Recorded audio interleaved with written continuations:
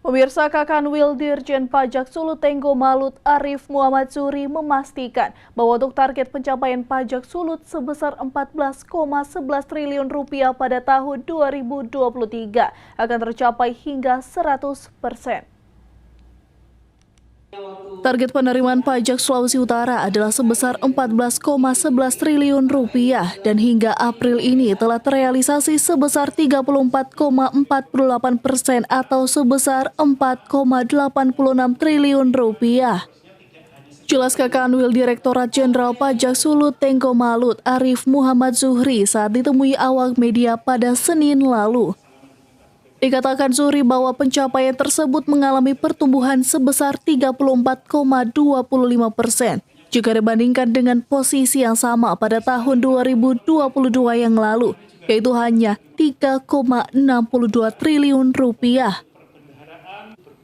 Menurut Zuhri, pihaknya meyakini bahwa pada tahun 2023 ini pencapaian pajak kembali akan meraih capaian 100% dari target. Dan ini akan terjadi sebanyak 3 kali berturut-turut sejak tahun 2021 yang lalu. Jadi target penerimaan tahun 2023 itu besarnya 14,1 triliun sampai dengan hari ini sudah tercapai 37%.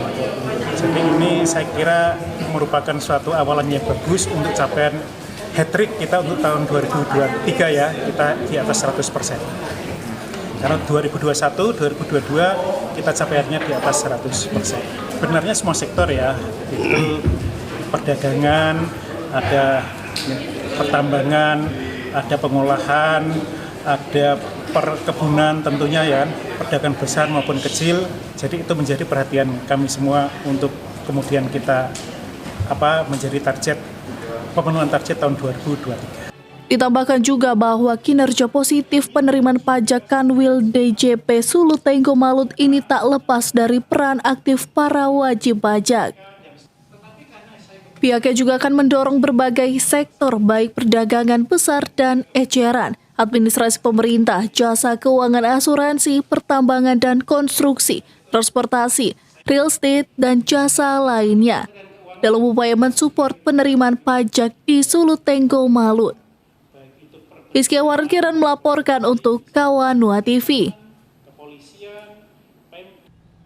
Ya pemirsa, jangan kemana-mana. Kawanua Info akan kembali hadir dengan informasi menarik lainnya.